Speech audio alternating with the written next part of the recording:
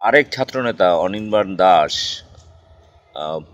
27 তারিখে শুভেন্দু অধিকারীর যে নবান্ন অভিযান সেটা নিয়ে মুখ খুলেছেন, রীতিমতো বয়কটের ডাক দিয়েছেন এবং বলেছেন নৈতিক অধিকার নেই বিজেপির এই নিয়ে আন্দোলন করার।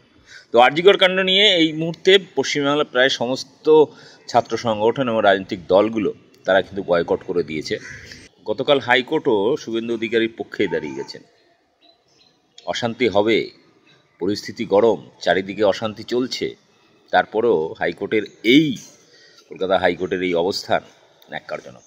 যাই হোক, দেখুন কি বলছেন ছাত্রনেতা অনির্বাণ দাস। ব্যাপক শেয়ার করুন, আর আমার চ্যানেল বং নিউজ লাইভ অবশ্যই সাবস্ক্রাইব করুন। দেখুন, ব্যাপারটা হচ্ছে 27 তারিখে যারা নবান্ন অভিযান করছে, আমরা মনে করি যারা আয়োজনটা করেছে তারা নিজেরাই ধর্ষকদের সমর্থক।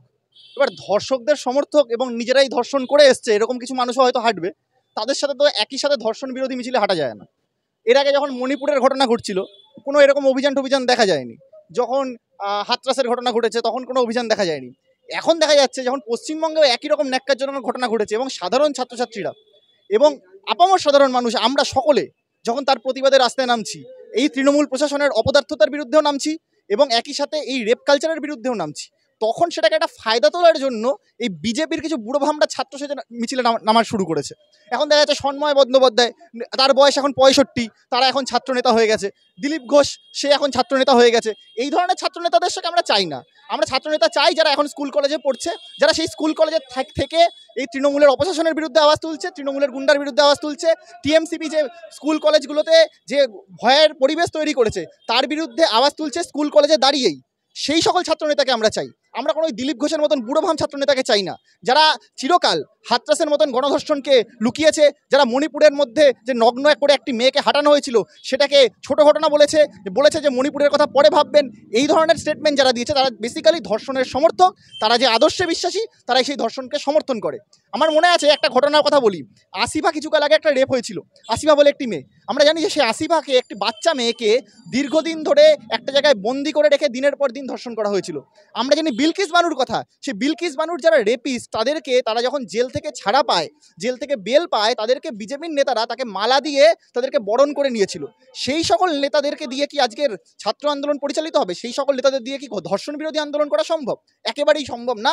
আমার মনে হয় যে সকল ছাত্ররা প্রকৃতভাবে রাত দখলের ডাক দিয়েছিল, যে সকল ছাত্রছাত্রীরা প্রকৃতভাবে রাস্তায় নেমেছিল, যারা রাস্তায় ছবি আঁকছে, যারা সাধারণ মানুষরা প্রতিদিন মশাল হাতের মিছিল করছে, যারা যে ফর্মে যেরকমভাবেই হোক মিছিল করছে, তাদের দ্বারাই আজকে পশ্চিমবঙ্গের এই রেপ কালচার বন্ধ করা সম্ভব, গোটা ভারতবর্ষের রেপ কালচার বন্ধ করা সম্ভব। এই যে তার মানে কি আপনি বলতে চাইছেন যে নবান্ন অভিযানের যারা ডাক দিয়েছে তারা আসলে ধর্ষকদের সমর্থক? অবশ্যই ধর্ষকদের সমর্থক। তাদের কিছু এসে যায় না ধর্ষণ আরেকটা হবে কি হবে না? আজকে আপনি বলুন, ধরুন আরজিকরের যে ঘটনাটা ঘটেছে, এই ঘটনা তো আবারও ঘটছে, দিনের পর দিন ঘটছে। পশ্চিমবঙ্গে ঘটছে, উত্তরপ্রদেশে ঘটছে, বিহারে ঘটছে, গোটা ভারতবর্ষে ঘটছে। এটা একটা রেপ কালচার। আজকে যারা নবান্ন অভিযান করছে তাদের কাছে মডেলটা কি আছে এই রেপ কালচার বন্ধ করার?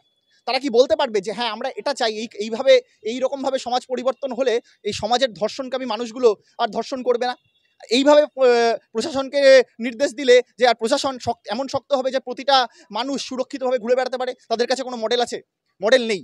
তাদের একমাত্র তাদের ইচ্ছা এবং বাসনা যে পশ্চিমবঙ্গের মানুষ যে ভার্ডিক্ট দিয়েছিল সেই ভার্ডিক্টের বিরুদ্ধে দাঁড়িয়ে পশ্চিমবঙ্গে এমন একটা সিচুয়েশন ক্রিয়েট করা যাতে তারা নিজেরা ক্ষমতা দখল করে। আমরা মনে করি ক্ষমতার বদল হতে পারে, তৃণমূল থেকে বিজেপি আসতে পারে, বিজেপির থেকে সিপিএম আসতে পারে, সিপিএম থেকে কংগ্রেস আসতে পারে। এতে কোনোদিনও রেপ কালচার বন্ধ হবে না। এতে কোনোদিনও এই পিতৃতান্ত্রিক যে পরিবেশ তৈরি হয়েছে, চারিদিকে পরিবেশ রয়েছে দীর্ঘকাল ধরে, এই পিতৃতান্ত্রিক ব্যবস্থার কোনো পরিবর্তন হবে না। যদি প্রকৃতভাবে নারীকে সুরক্ষিত করতে হয়, এই সমাজ বদলটাই একমাত্র রাস্তা, যেটা এরা কেউ ভাবছে না, সাধারণ মানুষ ভাবছে। সাধারণ মানুষ তার জন্য রাস্তায় নেমেছে। রাত্রিবেলা যে মেয়েরা রাস্তায় নেমেছিল তারা দেখিয়ে দিয়েছে যে রাত্রিবেলা নেমে যে মেয়েরা রাত্রিবেলা বেরোতে পারে না, এই মিথটাকে তারা ভেঙেছে। রাত্রিবেলা বেরিয়ে তারা এই মিথগুলোকে ভাঙছে। মেয়েরা রাস্তায় বেরোচ্ছে, বিভিন্ন ট্রান্সজেন্ডার কুয়ার কমিউনিটির মানুষরা রাস্তায় নামছে এবং তারা দেখাচ্ছে যে আন্দোলনটা আসলে কীরকম হওয়ার উচিত।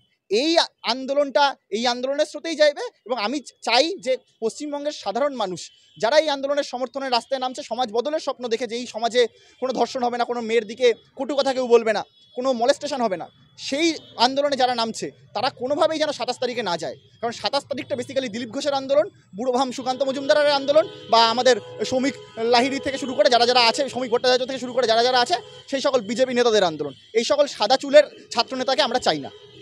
দেখেছি যে শুভেন্দু অধিকারী তিনি বলেছেন যে যদি মুখ্যমন্ত্রী ২৬ তারিখের মধ্যে পদত্যাগ না করে ২৭ তারিখে যে ছাত্রদের অভিযান, সেই অভিযানে গুলি চললে তার দায় মুখ্যমন্ত্রী নিতে হবে। এই যে ছাত্র আন্দোলনে গুলি চলবে কেন, এই প্রসঙ্গটা আসছে কেন? প্রথমত হচ্ছে এখানে দুটো প্রসঙ্গ আসে। এক নম্বর হচ্ছে মমতা ব্যানার্জি যে প্রশাসন কাজ করছে দীর্ঘদিন ধরে, সেই মমতা ব্যানার্জির প্রশাসন কিন্তু খুব একটা গণতান্ত্রিক উপায়ে কাজ করছে না। তারা দীর্ঘকাল ধরে দেখা যাচ্ছে যে বিভিন্ন আন্দোলনে লাঠি চালাচ্ছে, গুলি চালাচ্ছে। ইস্টবেঙ্গল মোহনবাগানের সামান্য একটা তাদের সমর্থকদের একটা ছোট্ট একটা মিছিল, তাতেও পুলিশ লাঠি চালিয়ে দিয়েছে।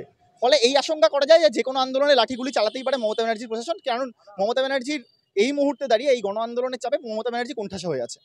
এটা খুবই ভয়ানক ব্যাপার এবং পুলিশি নির্যাতন বন্ধ হওয়া উচিত।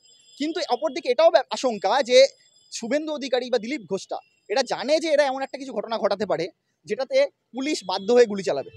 ফলে এটাও কিন্তু একটা আশঙ্কার জায়গা যে তারা আসলে কোনো একটা ধর্ষণের বিরুদ্ধে নামছে না, বা তারা ধর্ষণকে কমানোর জন্য নামছে না, বা ধর্ষণকে বিলুপ্ত করে দেওয়া, ধর্ষণের যে সংস্কৃতিকে বিলুপ্ত করে দেওয়ার জন্য নামছে না, বা পিতৃতন্ত্রের বিরুদ্ধে কথা বলছে না। তারা চাইছে এই ধর্ষণের সংস্কৃতি থাকুক, এটা বজায় থাকুক, তার সাথে শুধুমাত্র তারা ক্ষমতা যেন দখল করতে পারে, পশ্চিমবঙ্গের মসনদে যাতে বসতে পারে, পশ্চিমবঙ্গে লুটে পুটে খেতে পারে। তো এটার বিরুদ্ধে দাঁড়ানোটা খুব প্রয়োজন। ফলে একদিকে যেরকম মমতা ব্যানার্জির স্বৈরাচারী আক্রমণ, সাধারণ ধর্ষণেরকে এইভাবে লুকানোর চেষ্টা, এটার বিরুদ্ধে কথা বলা প্রয়োজন। অপরদিকে সেটাকে যারা ফায়দা তুলে ক্ষমতা দখলের চেষ্টা করছে তাদের বিরুদ্ধেও কথা বলাটা খুব প্রয়োজন। আমার নাম অনির্বাণ দাস, আমি জন আন্দোলন বলে একটি সংগঠন করি।